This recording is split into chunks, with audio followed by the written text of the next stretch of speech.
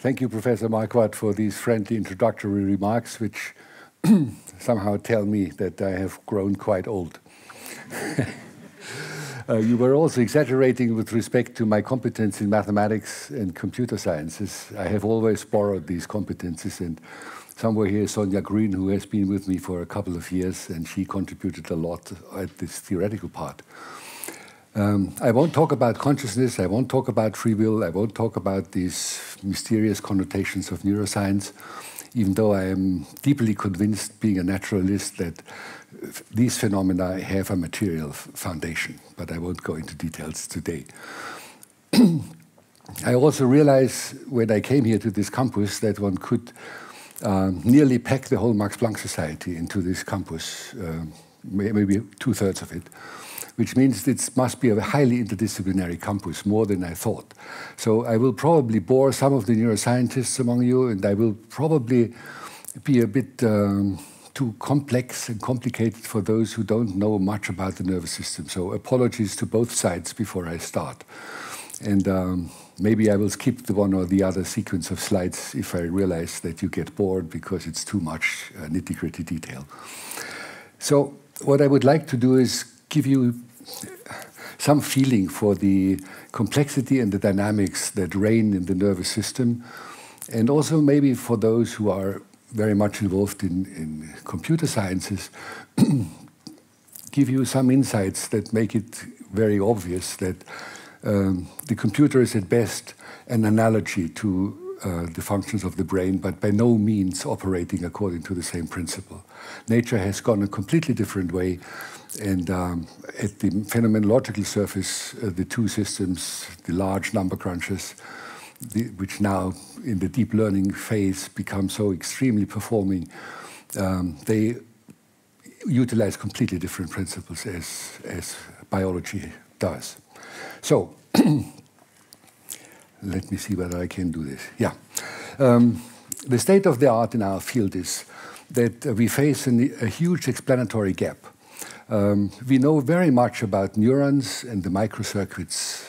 We know a lot of the details that characterize neurons. In some cases, neurons are nearly completely described. On the other hand, because of the non-invasive imaging technologies that we have at our hands that allow us to investigate whole human brains, and also because of a wealth of clinical studies, we know quite well which structures in the brain serve which functions.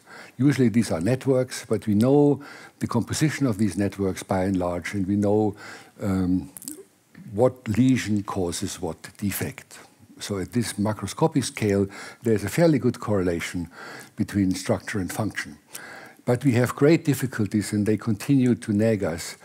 And this is to understand how cognitive and executive functions, even simple ones, emerge from the large-scale interactions between the many local processes in the brain. And I will deal with this problem and exemplify how far we are from understanding what's really going on. So the research is, of course, always guided by preconceptions, by some notions that one gathers intuitively. And they have guided us for decades. And there's a classical concept that assumes that processing in the brain is achieved in hierarchical architectures, consists essentially of feed-forward processing of information, serial filtering, until at the top of the processing pyramid, one finds particularly intelligent neurons that code for objects, that code for actions. This would also be the seat of the intentional self, if you like, that decides, evaluates, and then coordinates future action. And these intuitions have been inspired by self-reflection. This is the way we feel. And also by behaviorism, who consider the brain essentially as a stimulus-response machine. It gets activated by stimuli, it does something with this information, and then it produces an output. And this view has been held by virtually all philosophical traditions in the Occident. In the Far East, it's slightly different, but we have always been assuming that somewhere in the brain there must be such a convergence center where all the information is made available, and then where decisions are reached, values assigned, and then actions are planned. And Descartes, actually, who is the author of this sketch, was looking for this center, and he found it. It's one of the few impaired structures in the brain, the pineal organ, and he thought it was there, the soul and the mastermind that observes everything that happens in the brain. And this, this view is still maintained in most of our artificial computer systems. What I have drawn here is the beginning of what we now consider as deep learning architectures. It's a sequence of conventional neuronal networks.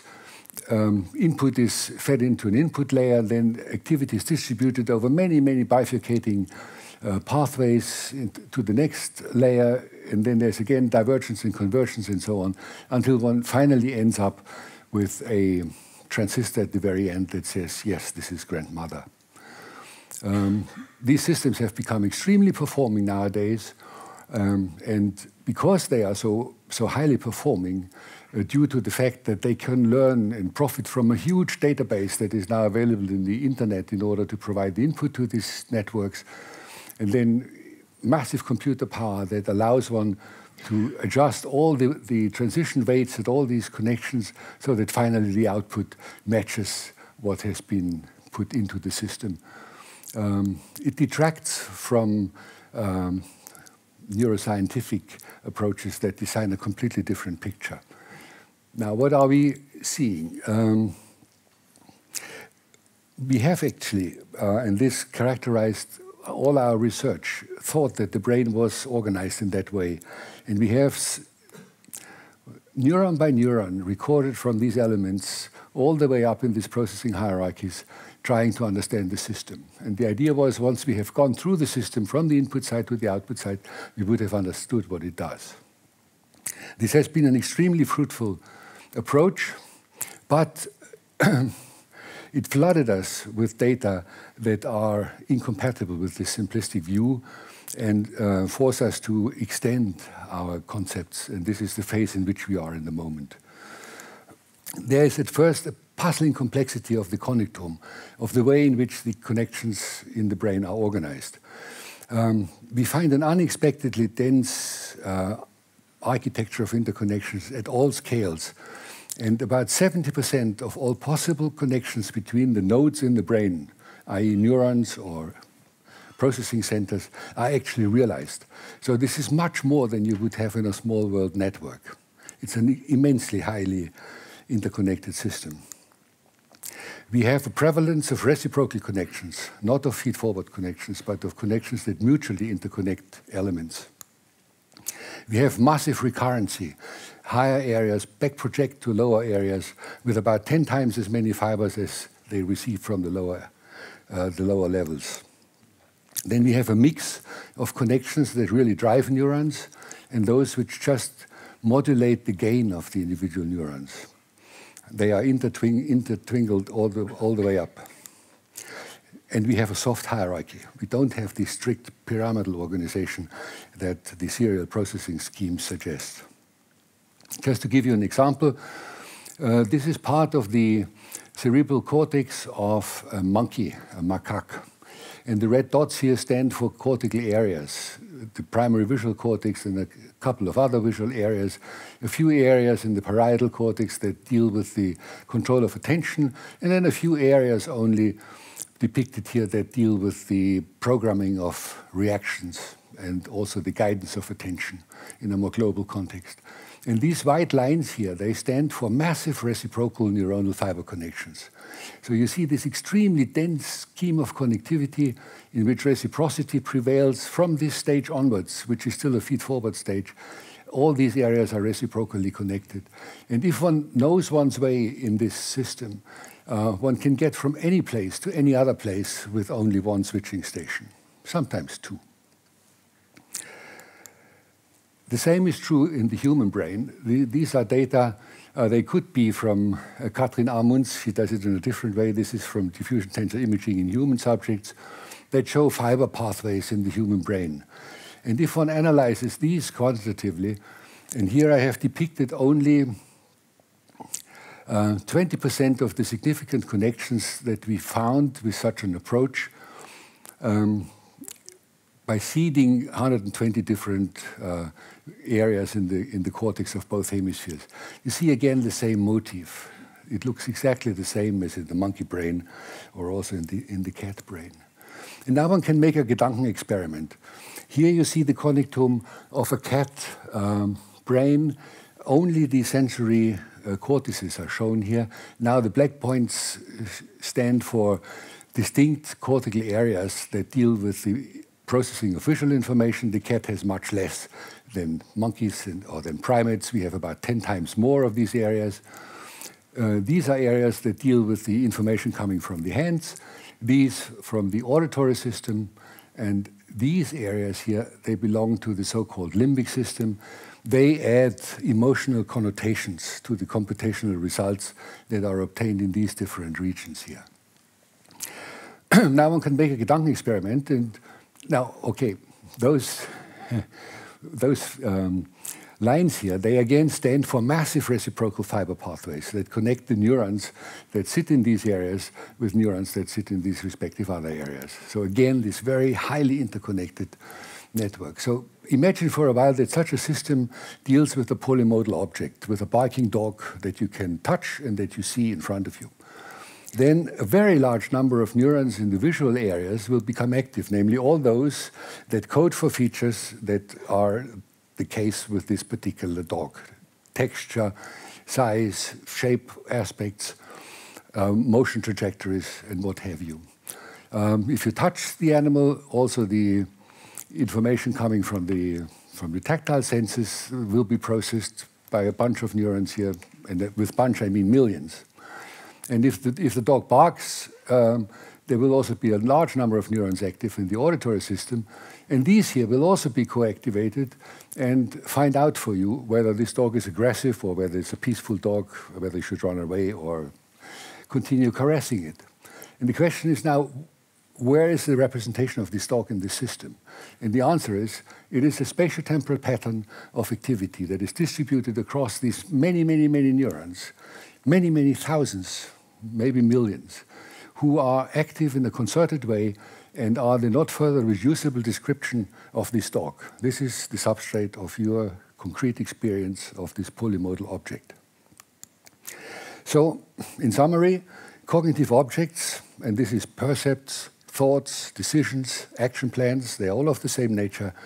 They consist of complex, widely distributed spatiotemporal patterns of activity, meaning that the critical information is contained in the relations between the active nodes. They change, of course, when the input configuration changes, but much of the information that is relevant is not the firing of an individual neuron, but it is the relational construct that is built in this high-dimensional space.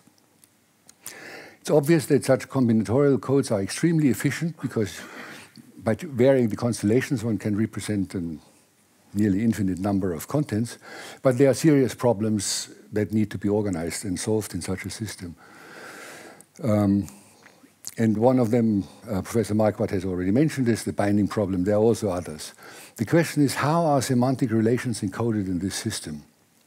Meaning, how are neurons that code for features of the same cognitive object identified as members of an ad hoc formed ensemble of functionally coherent neurons? They have to change all the time, on the fly, as input changes. And then one has to solve the problem how communication can be restricted to selected senders and receivers. Because of this high connectivity, every neuron is in principle capable to talk to any other neuron in this system.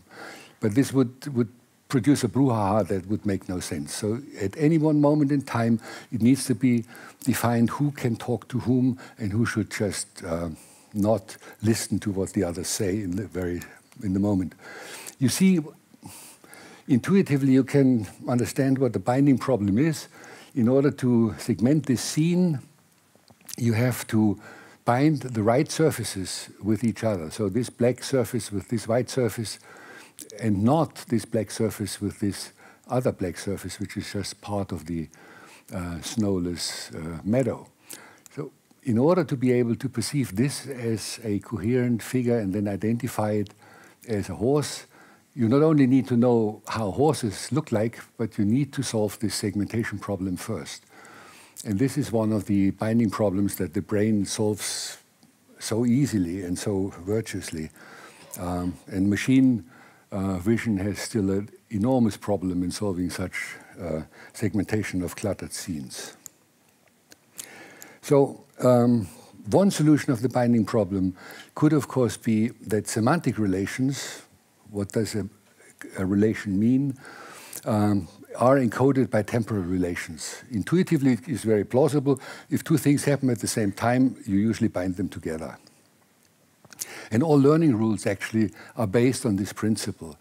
If something is connected to something, it occurs in vicinity in time, and then the learning rules are structured such that they increase connections between neurons that are active in correlation, that are activated at the same time, because simultaneity means something, as well as succession means something. If A precedes B, it's likely that B is the consequence of A and not vice versa.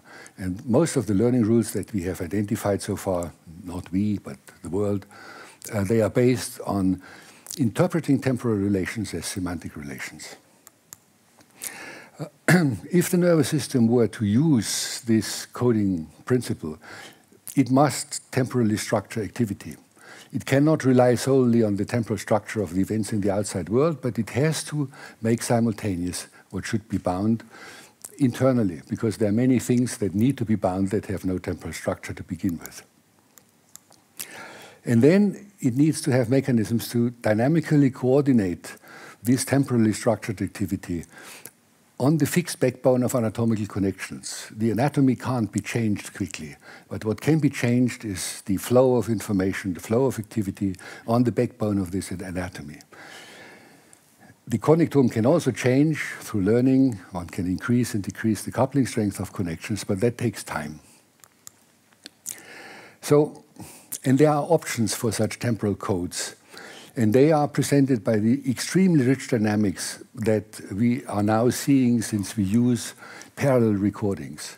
If one records from a single cell in isolation, one is puzzled by the fact that the activity of this cell is so unstable.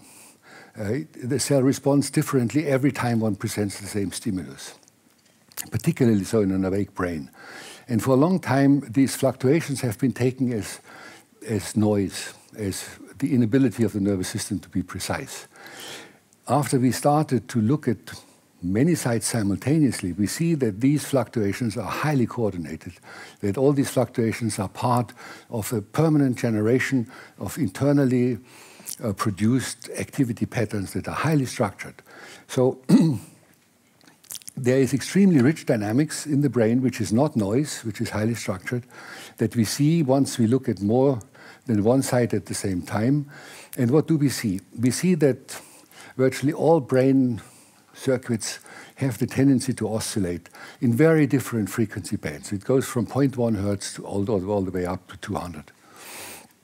Then we see that these oscillatory activities, they can synchronize. They don't have to, but they can synchronize.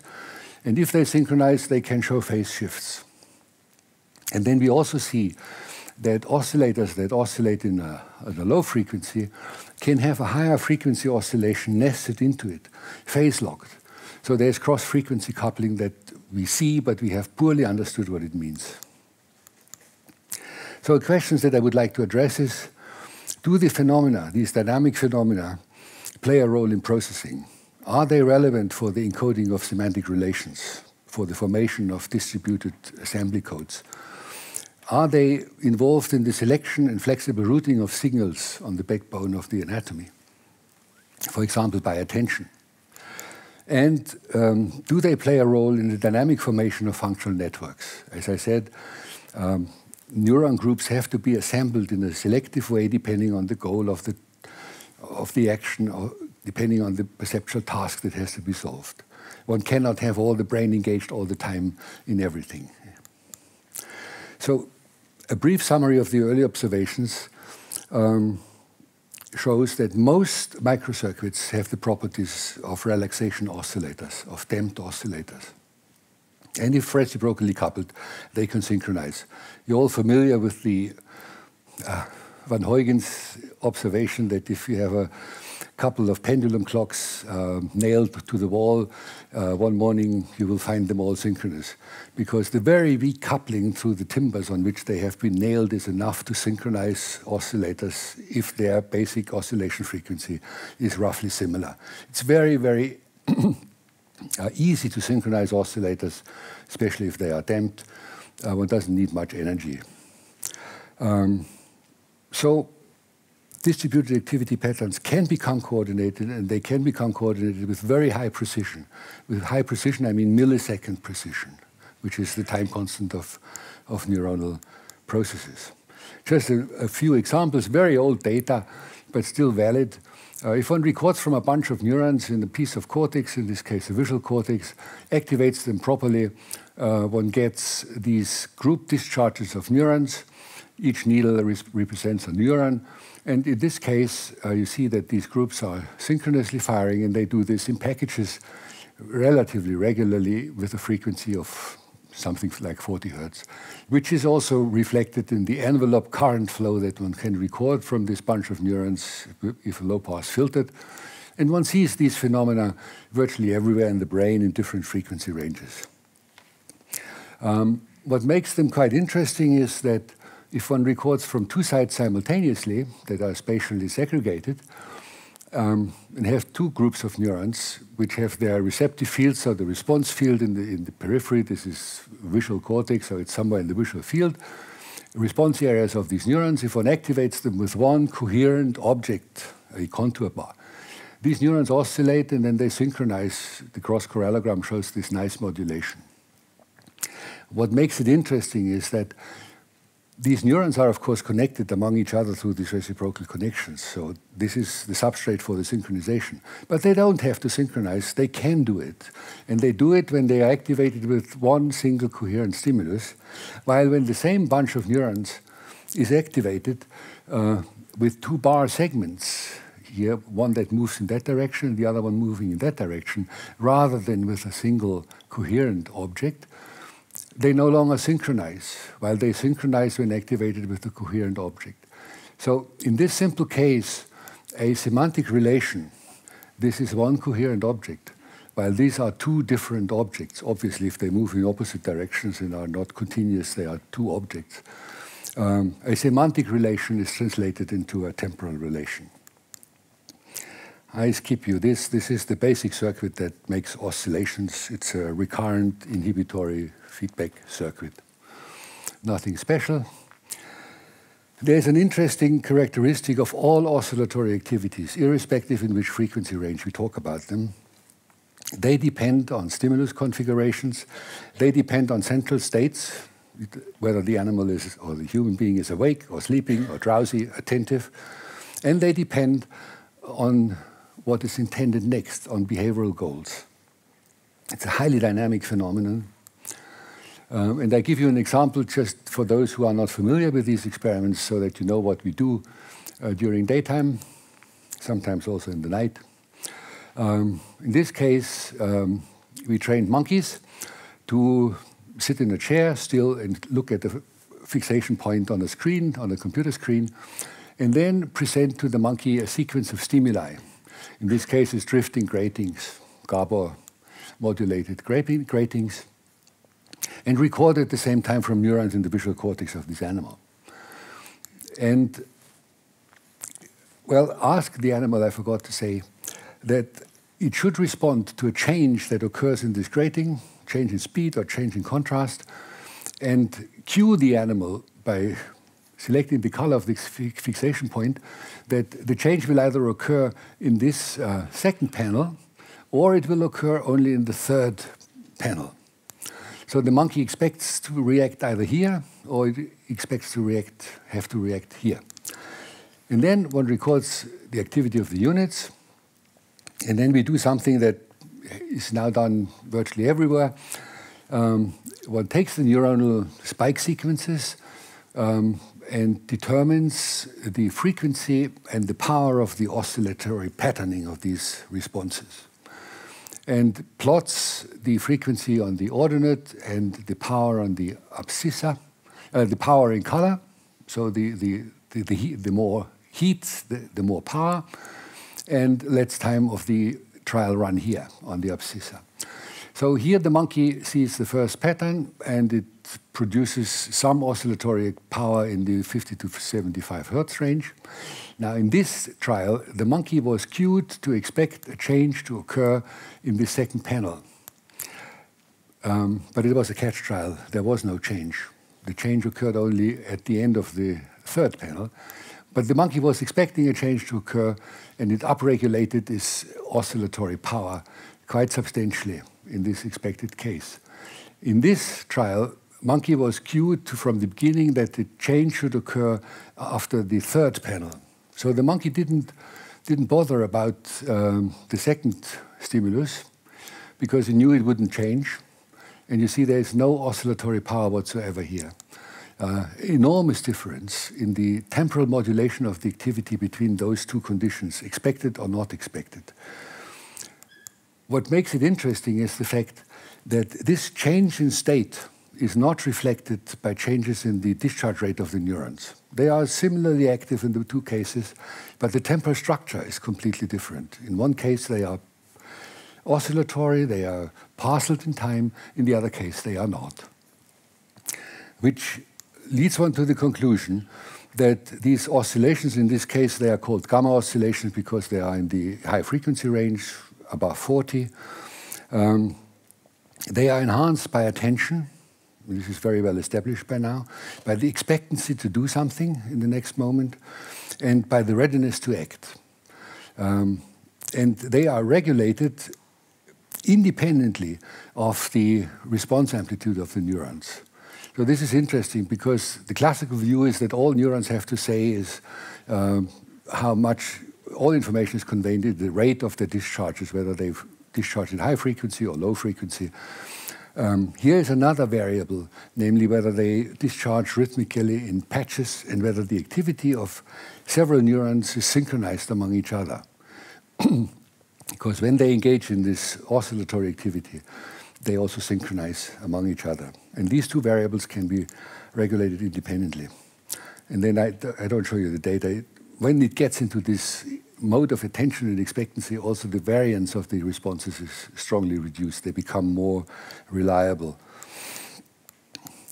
So let me give you one example that shows, in its old experiments, the equivalence of making responses more coherent in time, of synchronizing them, or increasing the discharge rate of the neurons. And the experiment takes a psychophysical phenomenon that is shown here, that is apparent brightness enhancement.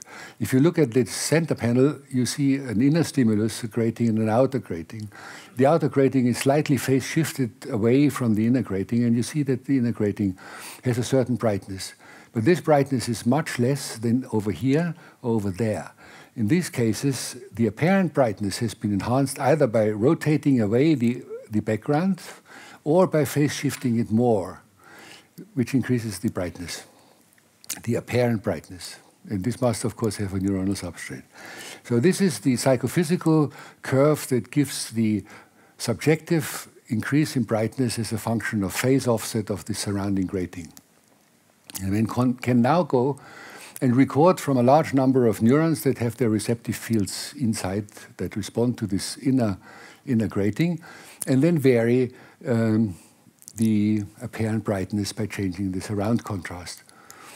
And if one does so, one finds what has already been shown before, that if one increases apparent brightness by rotating away the outer grating, there is a continuous increase of discharge rate of the neurons that respond to this inner grating that mimics quite nicely the psychophysical curve. But nothing of this happens if one increases apparent brightness by phase shifting. So the same perceptual effect of increased brightness correlates with increased discharge rate in this case, but no change in discharge rate in this case. But if one records from more units simultaneously that respond to this inside grating, one can correlate the activity and determine how much the neurons fire in synchrony, and by computing these cross-correlograms, like over here. And then one sees that if one increases brightness by orientation contrast, by rotating the outer grating away, there is no modulation of synchrony whatsoever. But if one increases brightness by changing the phase offset, now the amount of synchrony as determined from the cross-correlation peak over here mimics very nicely the psychophysical curve, saying that apparently the brain has the possibility to enhance the saliency of responses either by increasing the discharge rate, the classical code, or by making neurons fire more synchronously. The latter is, for neurobiologists, very easy to understand. Neurons like to be activated by synchronous activity because that summates much more effectively than if it's coming temporally dispersed. It's interesting that two very different mechanisms can lead to perceptually indistinguishable effects. One wouldn't be able to see why the inner grating is more salient. So there seems to be a certain complementarity of these two codes, the rate code and the temporal code. So how about selective routing? What can one do by phase shifting if one has oscillatory activity? If a neuron cluster engages in oscillatory activity, neurons go through alternating phases of heightened excitability where they need only little excitatory input in order to be responsive, and then they go through an inhibitory phase during which they are virtually unresponsive because the membranes for the specialists, they are shunted by very strong inhibitory influences. So here the neuron can not receive any input and not relay any output, while here it is highly susceptible. Now you can make a Gedanken experiment if two neuron clusters oscillate with the same frequency at phase angles that are adjusted such that this one sends when this one is receptive and vice versa, they can talk to each other, they are coupled. While neuron groups that are equally well connected but oscillate with different phase angles cannot talk to each other because this one is sending while this one is deaf and vice versa. So by shifting phase angles, one can dynamically gate the communication between neurons very, very rapidly and efficiently. Question is this really done? One can test this experimentally, record from more neurons at the same time, find that these clusters explore the whole phase space. They drift around all the time. But there is a certain phase angle that they seem to be preferring, and this is the phase angle where the communication among them is very, very good. So here we determined the communication between two neuron clusters by computing mutual information and plotted or represent the degree of coupling in this heat map, asking whether there's a particular frequency range where this happens and whether this depends on phase shifts. And here I just designated phase angle 0 as the good one. It need not be 0 phase in absolute terms. This group of neurons coupled very well in this phase when they oscillated in this phase range, and they coupled much less when phase was shifted away. And this is a very robust finding that we got by comparing neuron clusters in the cat visual cortex, in the monkey primary visual cortex, in a higher area of the monkey visual cortex. It seems to be ubiquitous when neuron clusters engage in these high-frequency oscillations. Whether or not they can communicate depends very critically on the phase shifts between those oscillations. So it's a could be a very versatile tool to modulate crosstalk between neurons, to define who should talk to whom at any one moment in time, and also to configure functional networks. So I will skip this. It just is another proof that if neurons go into this dynamic mode of synchronized oscillations, communication can occur over much larger distances than if they didn't.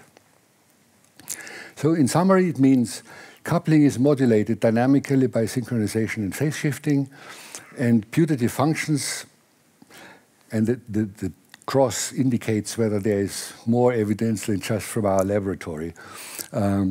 So if that phase shifting is used for dynamic routing of signals, a number of papers now available. It is used to associate nodes into functionally coherent assemblies. There's also a number of papers on that. It's used for the formation of functional networks, and I will give you an example for that. And actually, in this case, it's nearly a circular argument. One measures coherence and phase synchrony in order to identify functional networks, in which case it is taken as given that this is the mechanism that is underlying the formation of functional networks. What we don't know yet is what this what is coded by this cross-frequency coupling, that higher frequencies are nested into lower frequency oscillations, still unresolved. And there have also been proposals that by phase division one could multiplex information, send different bits of information through the same channels. It's done in information technology. Whether the brain uses it, we don't know yet. A little excursion into clinics. As I said, measures of synchrony and phase locking or coherence, they are used as diagnostic tools for the analysis of functional networks. And being an MD myself, at least from training, I knew that schizophrenia is described by some, at least, and this is also why it's called like that, as a disease that has problems with binding of semantic contents. These patients, they bind together what should be kept separate, or they cannot bind together what should be bound. This is one of their major cognitive problems. So we wondered whether this was reflected somehow in their ability or inability to coordinate in time large-scale networks. So what one does in this case gives them a simple cognitive task, like try to find out whether this is a phase or not. It requires some binding functions here. Then record with magnetoencephalography high-density magnetic field activity from their around the head, then use beamforming in order to locate the sources, electrical sources that give rise to these magnetic fields. And then one gets activity mainly in a particular moment in time after presenting this picture over the occipital areas of the brain. And then one can do what I have already shown you, determine the power of oscillatory activity in a particular frequency range, power again heat-coded, after presentation of these images. And then one sees that compared to normal subjects, the schizophrenic subjects already have less power with these simple tasks. And even more, the decrease in power correlates quite nicely, given clinical precision of diagnostics, with certain symptoms like disorganization that have been determined by the clinicians and then blindfolded given to us, and then we correlated this with the decrease in power. So there is a correlation between these two variables. Very important in all clinical studies, one has to get controls for the medication. So one has to get hold of non-medicated subjects, and in this case we were successful in getting them, and they already show this change. Not as much as the chronic patients that are all under medication, so one can't distinguish whether there's a medication effect or whether it's because of the progression of the disease. But the effect is already there in unmedicated first admission patients. And the most pronounced effect and change is in phase locking. So rather than determining the amplitude of these oscillations, we looked for the precision with which they synchronize over distance between sensors. And this is really a massive difference. Again, correlating, they are much less able to synchronize their activities properly. And again, there's a good correlation with clinical symptoms. And here you see the network of sources or nodes that get correlated with this simple cognitive task. It's really nothing special, but still both hemispheres are engaged. So these black lines indicate coherence above a fairly high threshold, good phase locking across all those sources that were located here. And this is the comparison at the same threshold of the schizophrenic patients. So there's something wrong. And the question is whether this is a cause of the dissociative symptoms, whether it can be used as an endophenotype. The effect is so robust that one can diagnose individual patients. And I spare you all this. We know a lot about the mechanisms that sustain these oscillations and maintain long-range synchrony.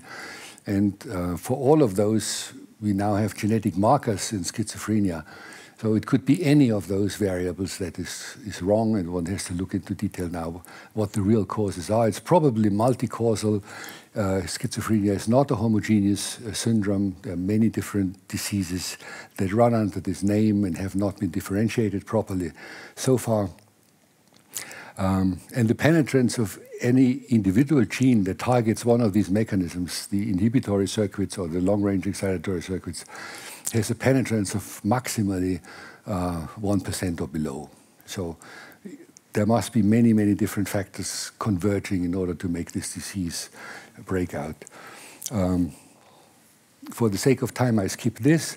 This is just a longitudinal study investigating oscillations and synchrony as a function of age, leading to the conclusion that there is a late rearrangement of coherent networks occurring in adolescence that leads to increased focusing of networks that sustain high frequency coherence of high frequencies.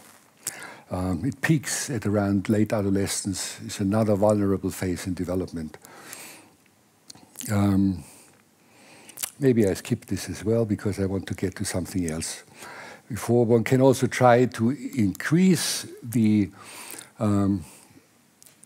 oscillatory power in human subjects by playing back to them the oscillatory activity they generate, taking again MEG recordings, filtering appropriately, homing in onto one source, playing the power of the gamma oscillations back to the subjects by modulating the pitch of a tone, and tell the subjects, try to increase the tone as much as you can.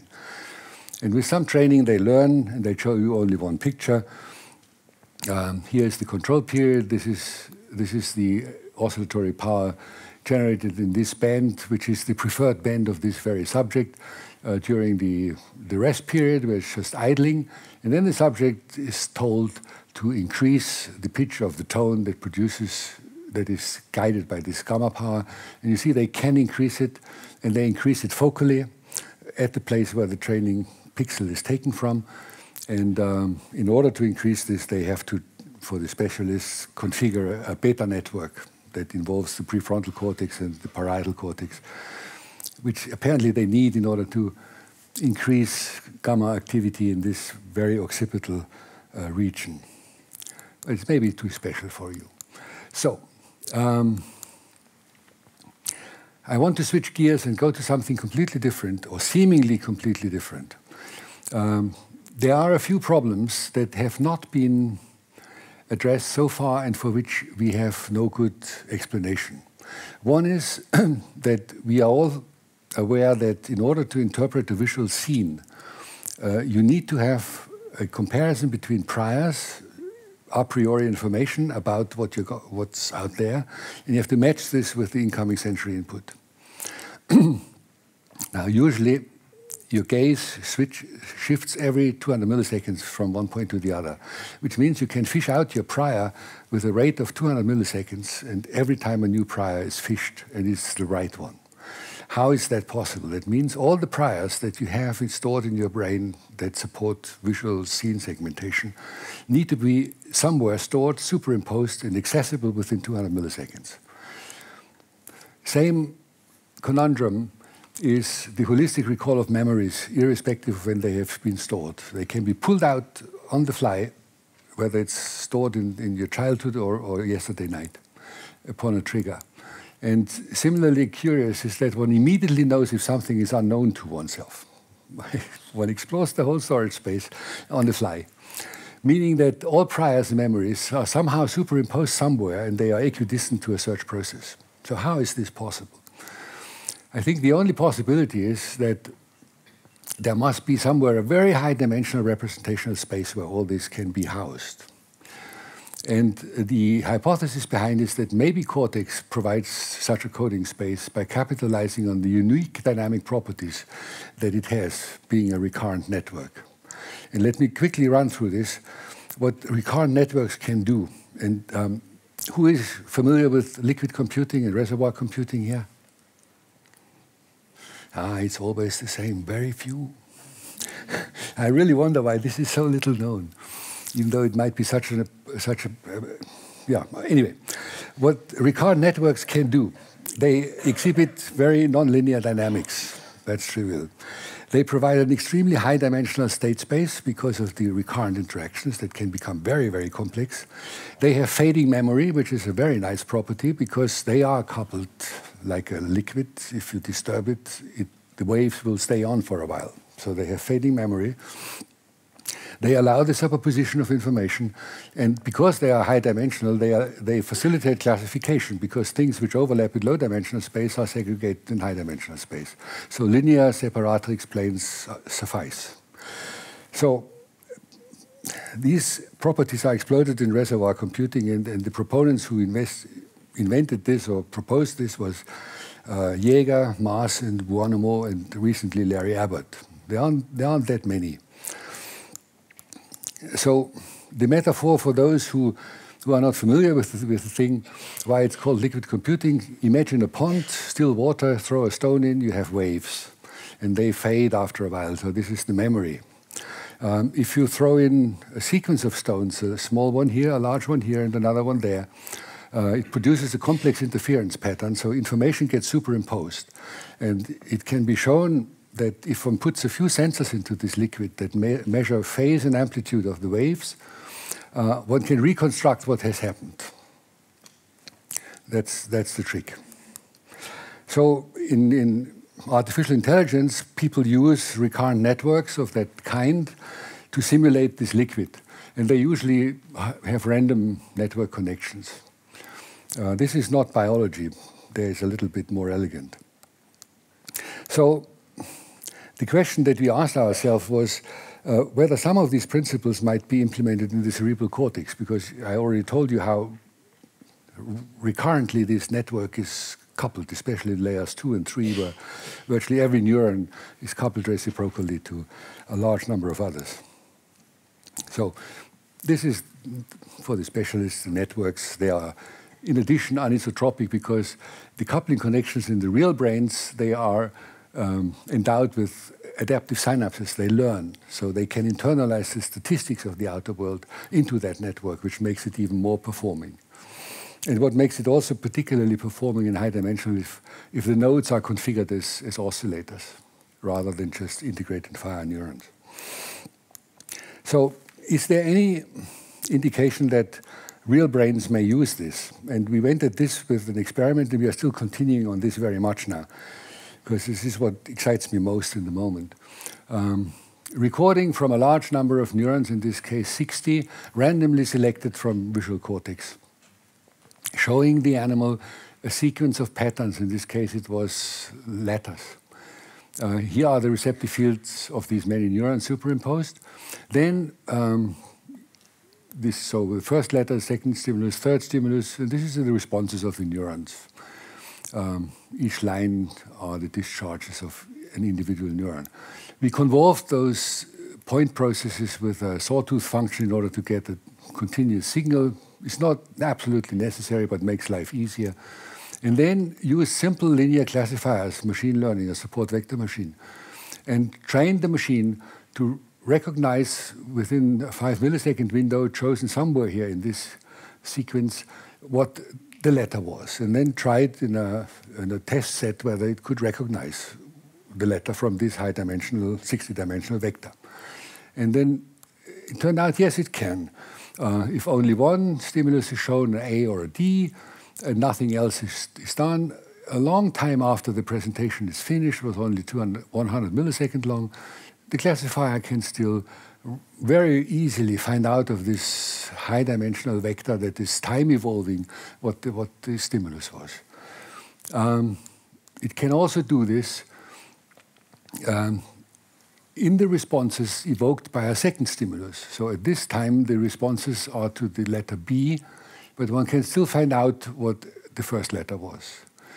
And even better, at a particular moment in time when two letters had been shown, at this moment here, one can find out what the second letter was, of course, but one can also still retrieve what the first letter was. So the information on the two letters is still contained in this combined responses to two letters.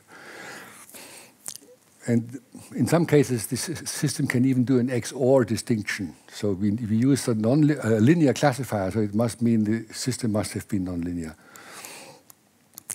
One can do then some reverse engineering and find out what did the classifier look for. And the classifier looked for the relative response amplitudes, so the discharge rates of the neurons, and it looked for the precise temporal relations of the firing of those neurons across these 60 channels. It looked for both.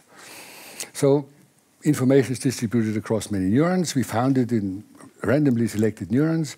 There's fading memory. There's persistence of information across stimuli. There's superposition of information from different stimuli.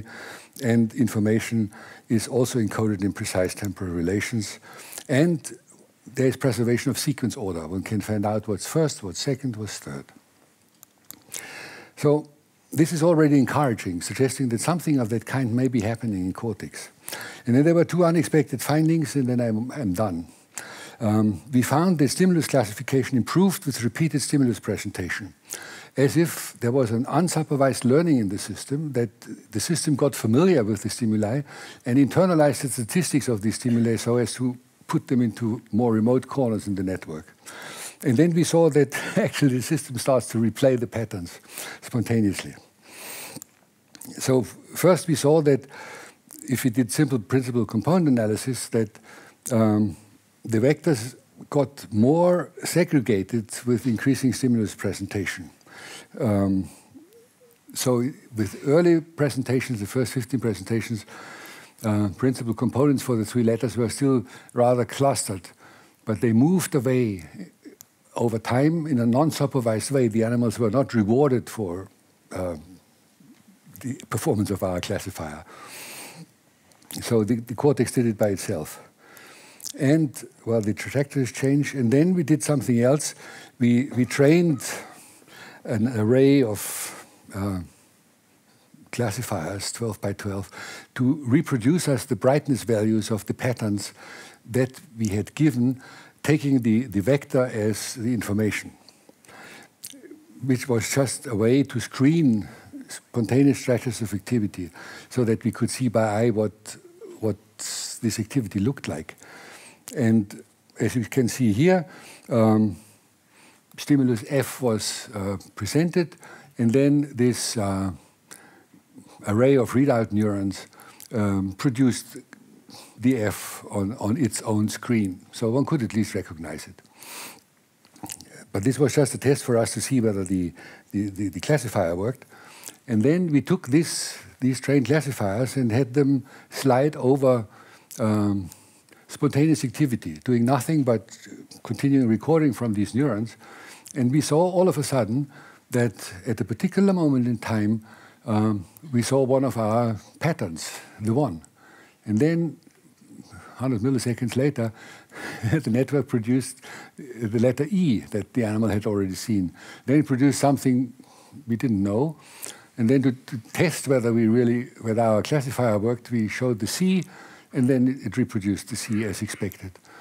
So apparently the network had learned, even though it was not rewarded for it, by repeated exposure to stimuli, what the statistics of these stimuli was, put this into the weights of the connections, and then replayed it for what purpose ever.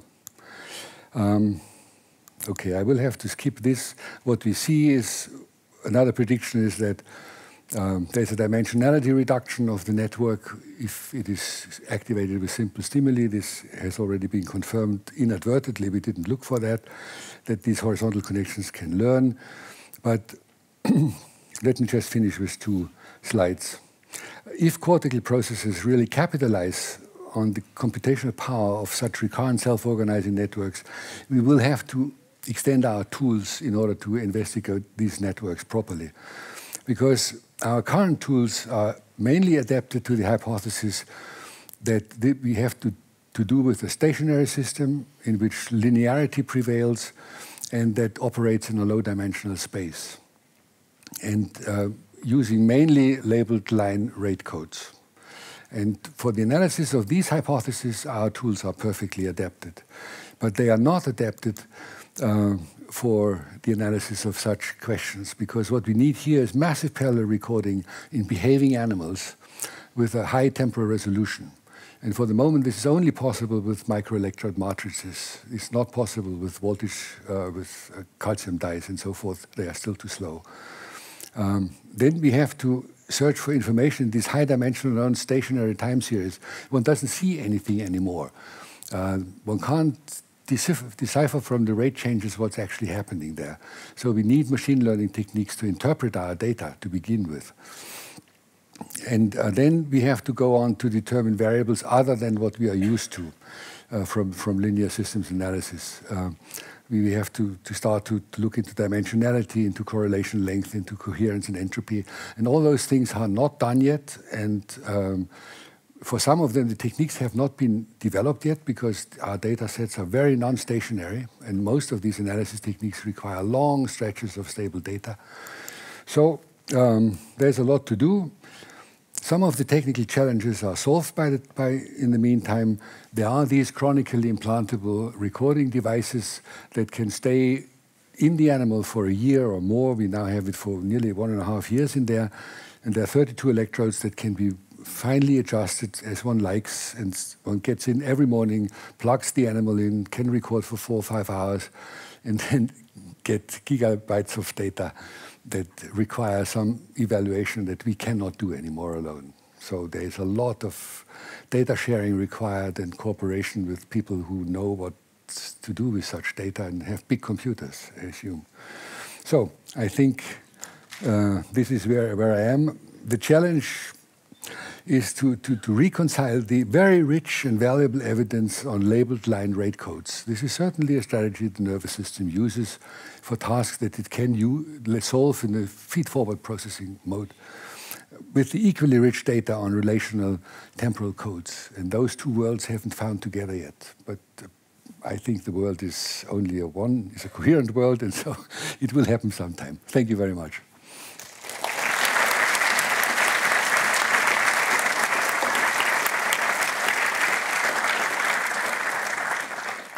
Thank you very much for this fascinating lecture with many, many interesting links into the experiments and their interpretation.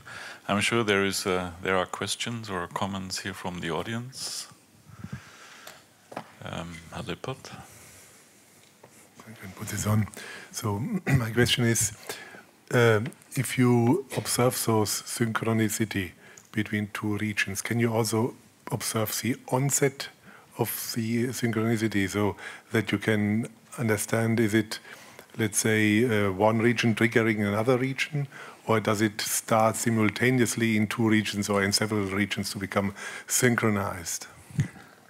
So what people usually do, as included, is you take a sliding window over the trial, over the time series, and then you see and you determine the coherence or the synchrony or the phase locking, and then you see all of a sudden it increases. Now, who was leading and lagging is not possible in this way. But what one can do then is to determine mutual information or Granger causality and see whether there's a leading or a lagging or a teacher and a follower. And this is done a lot and leads to definition of networks where there is a master hub that synchronizes the others. But what one sees very often is that during the behavioral trial, the direction of the information flow, if one may call this information flow, it may change. So that region A is leading region B for a while, but then something else happens somewhere else, and then B may lead A. And this is in such a highly interconnected network, very difficult to exclude that there's a region C that has coordinated A and B. So one tries to parcel this out by computing Granger causality, trying how much can I predict given A, how much can I predict given B. It's still, we still have to develop more clever algorithms in order to do this, especially for non-stationarity.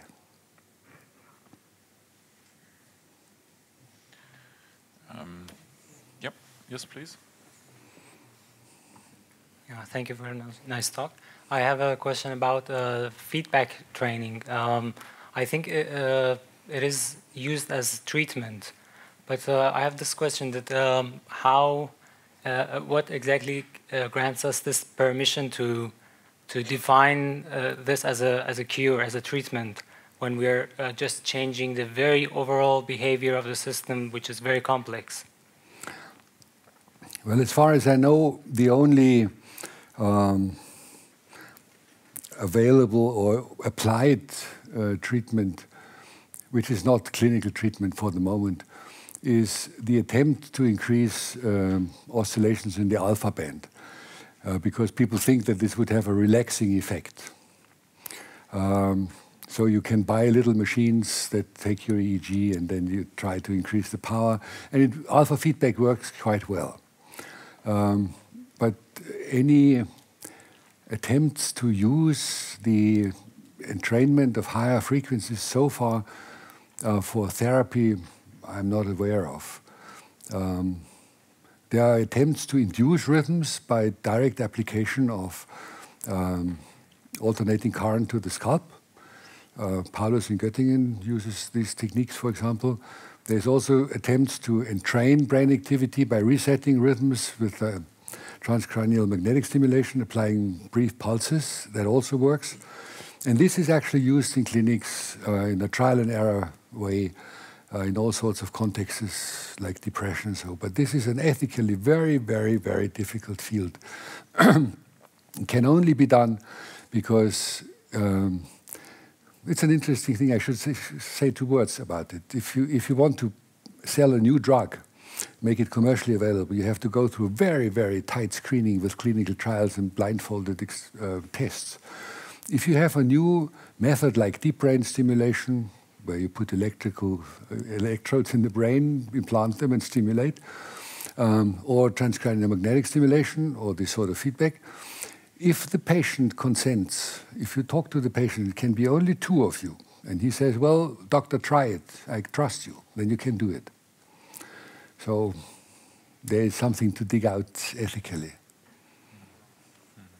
Of course, our attempt was to see whether it can be done at all, and then to see whether one can train coherence, because we saw this to be disturbed in patients, but this is a long way to go. But in this context, if you buy some kind of treatment, maybe this feedback stimulation, if you change the patterns, or if you would know what kind of feedback would change the pattern in which direction, would it be possible to correlate, say, cognitive function, behavior, whatever, with this changing pattern then? Or in other words, is there something like a first step towards an underlying theory of patterns and cognitive capabilities? Yeah, this is of course what one has in mind if one does such experiments. One would like to obtain causal evidence, so manipulate the independent variable and then see whether some cognitive function changes. But for this, the effect has to become very well controlled. And that's not easy. But subjects can do it. They describe all sorts of strange experiences when they do it. Most of them, in our case, used visual imagery. They just started to imagine something visual, and they realized that this would increase the tone, and then they did it that way. But it's focal. They can control small regions in the brain. And it's known from monkey experiments that, oh no, it's also known from human experiments where they do intracranial recordings in preparation of epileptic surgery, that humans can up and down regulate the discharge activity of individual neurons in the hippocampus. Question in the back, yeah. So thanks for extremely interesting talk. At some point you were elaborating about the nature of distributed representation in the cortex and showing this connectivity diagram and talking about flat hierarchies where incoming stimulus get represented in different modalities as a special temporal pattern. And that is quite intuitive to imagine how it goes. However, if one thinks about, let's say, listening to a word dog or reading it, or even dreaming about a dog, it's less clear how this flat hierarchy could emanate. So what would you think about this spontaneously generated full representation? Would it involve multiple areas at the same time, invoking synchrony, or would it be driven top-down, maybe, largely? Yeah, it depends on the granularity of what you imagine. If it's just a concept that you can formulate in a word or so, it's probably enough that the speech areas are activated, self-activated, like in a hallucination. But if you want to attach to it more detail, emotional connotation, maybe some figural aspects, then you would have to call upon the regions in the brain that are responsible for these attributes. So I think if you really imagine a polymodal object in great detail, you will engage the auditory system, the visual system, the tactile system. There's evidence from imagery that even though there's nothing out in the world, attention systems become activated, and then the visual centers all the way down to primary visual cortex become activated. This is from fMRI studies. Herr Sturmer? Yeah. In the beginning, you talked about the explanatory gap between this microcircuits on the one hand and the cognitive system on the other hand. But during the talk, I got this impression that this gap has considerably narrowed. If we talk now about system, learning without getting rewarded, or that we see something like emergence of order, so to speak, we are very close to see how this transition from syntax to semantic works, or is it an overinterpretation? I would love you were right. Sometimes I have the feeling we are getting closer. But if you browse through the literature, there are still so many diverging opinions on how it might really work that I think we are not there yet. We will have to find out where the compromise will be. As I said, the challenge is to marry worlds that have come very differently, different history. The same problem that we have to solve if we want to marry our reductionistic approach with the social neurosciences or social sciences. Of course, the one must have to do with the other because it emerged from interacting human beings. But how to get these phase transitions properly described is something for the young here. There was somebody in the back, yeah, please. Thanks for the interesting talk. I have a question. How many times were subjects shown their stimuli before you could properly classify them and you could see the replay? Thank you. I think for the classification, we could already, in the experiments, they were of course shown stimuli 400 or 500 times. But we can already classify the patterns that emerge very early on. So after, I would say, 10 or 15, before really learning should have taken place. It just gets better with time. And I skipped the slide which shows that, but this is taken from another set of experiments on young animals that get exposed selectively to an environment with a very fixed statistics, where you can show that the connections in the cortex actually become pruned according to these statistics. So there's also non-supervised learning. But in this case, one can directly show that it had occurred. In our case, it's only inferential. It probably occurred that way. I have a question on the experimental capabilities or limitations.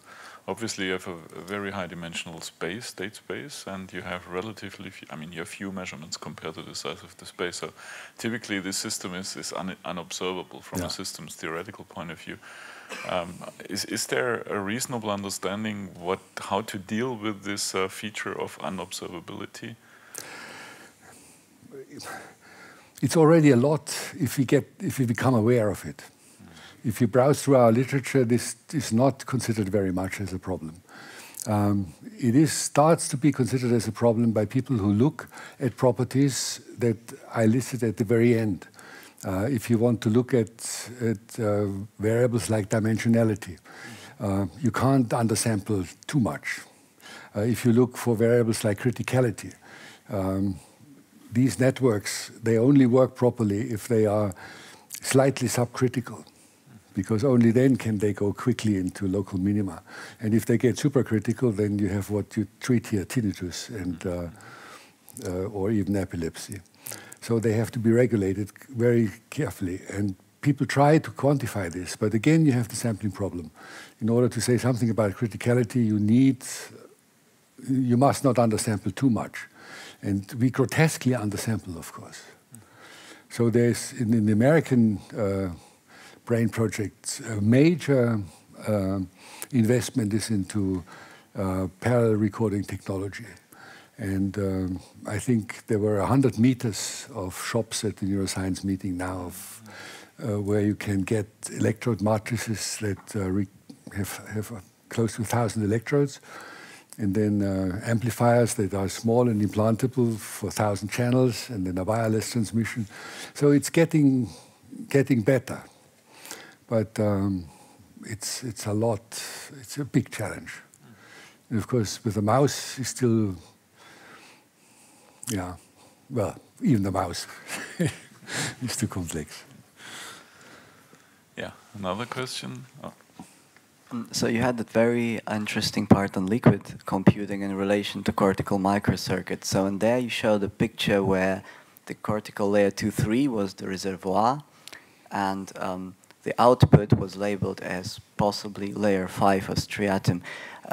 However, it seems both layer 5 downstream circuits, striatum, are also nonlinear and highly recurrent, which is, at least in the standard notion of liquid state machine, not the case.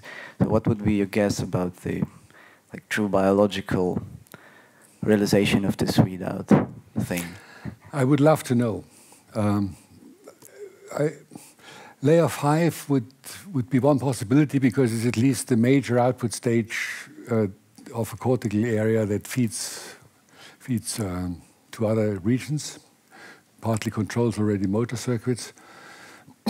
But you're right, layer 5 cells are still recurrently coupled, not as much as the 2-3, but they are. I think if this metaphor is at all reasonable, there are many liquids. Each area could be considered as a pond with different granularity, different time constants. So the higher you go up, the coarse of the granularity of your liquid, and the slower the time constants. There's some evidence for it. But I really don't know. Also, I should also add, what we don't know is what the signature of a result is. How does the brain know when it has converged to a result? What is the signature of this? Is it more firing? Probably not. Is it less firing? Probably not. What is it? Is it more coherence? Is it less coherence? Is it more persistent firing? We don't know. One educated guess is this is a reduction in dimensionality, and there's some evidence for that, because people, when you test people, we do these experiments of Heureka, where subjects all of a sudden, got it. And if you can time this well and then look at their MEG activity, what you see is that there's a moment of increased coherence, i.e. reduced dimensionality, that coincides with this, I got it. Who reads it? I don't know. A last question, please. Thank you, Professor Singer. I actually have two questions. Okay, first one is you at some point you mentioned the importance of the gamma oscillation in binding different parts of the brain, and that's regardless of whether we are talking about human beings or mouse or monkeys. But given that the brain sizes are all different and the properties of the neurons are all not the same, how can we expect a universal kind of resonance frequency across all these systems? Yeah, very good question. First, I should say that the long-range synchrony, so the formation of these widespread networks, that occurs more in the beta range, in the lower frequencies, because apparently you can't maintain high coherence in this high frequency range over long distances. So it's delegated to a slower rhythm. And then these rhythms are very subject-specific. So in humans, for example, all human beings have a different but very stable personal gamma frequency rhythm.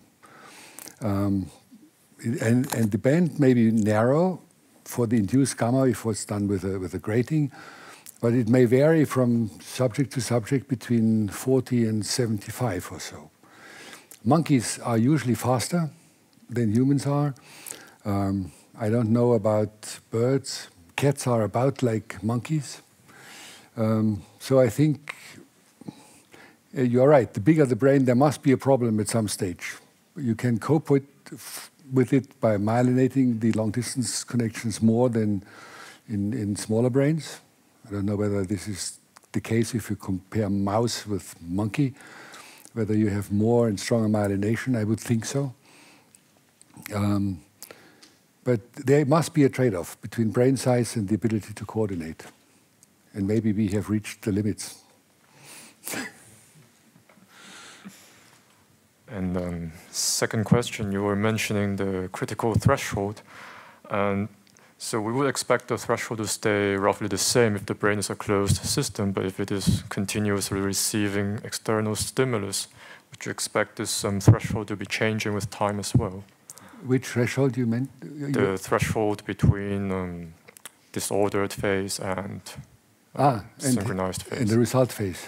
Yeah. Yeah, it's probably a graded thing because sometimes you know I'm nearly there, but not yet.